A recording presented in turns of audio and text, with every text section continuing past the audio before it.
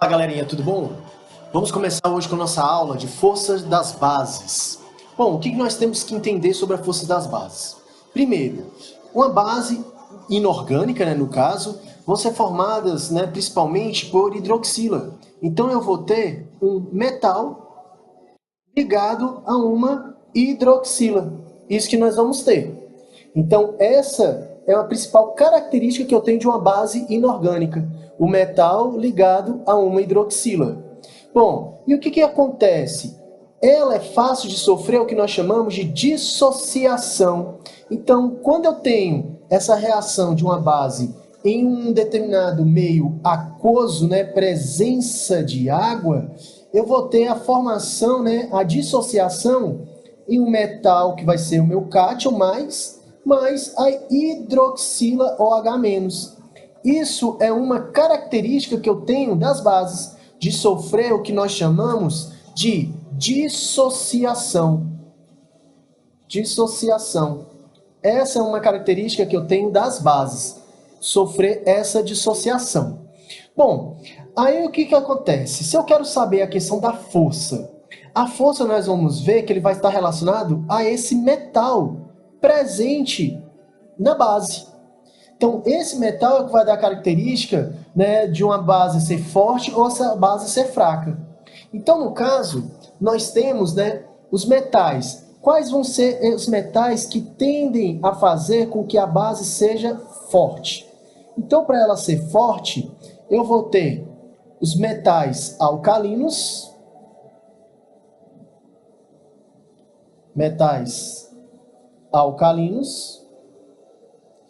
e eu tenho os metais alcalinos terrosos. Metais alcalinos terrosos. Bom, que é o que nós consideramos da família, da família 1A e da família 2A, Família 1A e família 2A. Bom, então esses compostos, os metais que formam essa base e os metais alcalinos terrosos tendem a formar bases fortes. Só que eu tenho uma exceção.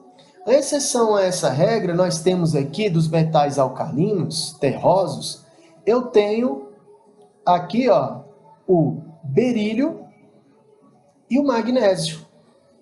O berílio e o magnésio, eles não vão fazer parte das bases fortes. E sim, esses metais vão ser das bases fracas. Então, a base fraca, primeiramente, ela vai ser formada pelo berílio e o magnésio. Eu vou ter das bases fracas os metais de transição, e eu também, como base fraca, eu vou ter os metais dos grupos 13, 14 e 15 da tabela periódica. Então, eles vão tender a fazer o que nós chamamos de bases fracas. Então, eu tenho essa questão do berílio e do magnésio, que ele é um metal de transição. Berílio e magnésio é um metal alcalino terroso, mas ele vai ser de uma base fraca. Metais de transição e metais dos grupos 13, 14 e 15. A questão da força da basicidade, ela também está muito relacionada à questão da solubilidade. Então, o que eu posso ver também? Que os metais que formam as bases fortes, eles vão tender a ter uma solubilidade em água. No caso, os metais alcalinos, eles são muito solúveis. Então, eles são solúveis em água. Os metais de transição, eles são pouco solúveis. E eu tenho os metais de transição, os metais do grupo 13, 14 e 15, que fazem parte da fraca, que eles tendem a ser insolúveis. Insolúveis, que eu vou ter.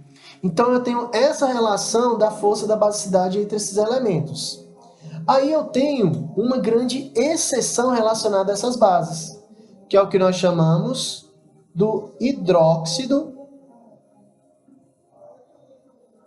de amônio. O hidróxido de amônio, ele é formado pelo NH4OH. Ela é uma base que não apresenta metal. Não há metais em sua composição. Não há metais em sua composição. E tem outras características, como ela não vai sofrer dissociação, e sim ionização. Ionização que ele vai sofrer. No caso, ele não apresenta metais. Ela vai ser uma base que ela é uma base fraca. Uma base fraca. A gente até vê pela questão das ligações, né, que vai tender a fazer uma ligação covalente. Então, em relação à iônica, ela tende a ser mais fraca. E também, ela, além de ser fraca, ela vai ser solúvel. Olha só. Aqui a fraca é insolúvel. Aqui não, ela é fraca e é solúvel em água. Então, eu tenho o hidróxido de amônio, que é o NH4OH. Não há metais nela. Ela sofre ionização, é fraca e é solúvel.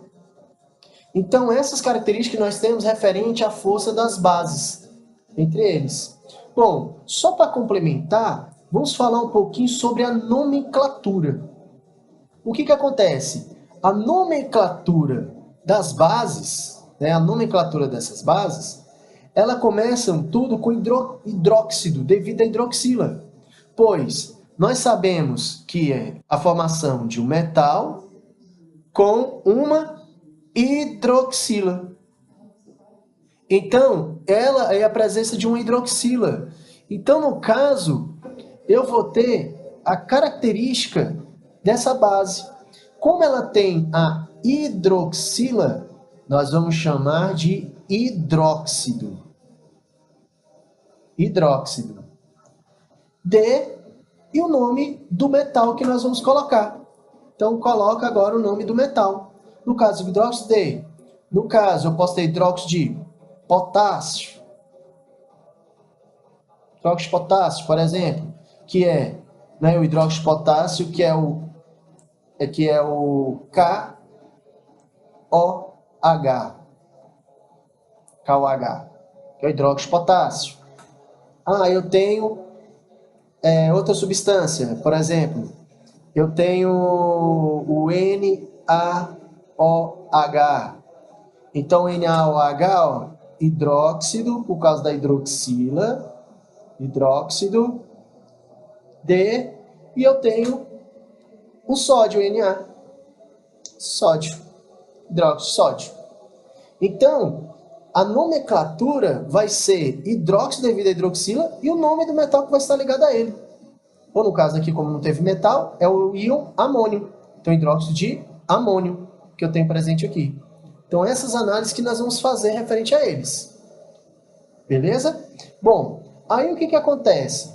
Nós temos alguns compostos, que esses compostos, eles apresentam número de NOx diferenciado. Ele vai apresentar um número de NOx diferenciado. No caso, eu tenho o ferro, que eu posso ter o ferro 2+, como eu posso ter o ferro 3+. Eu tenho o cobre, que o cobre ele pode ser cobre 1+, como eu posso ter o cobre também 2+.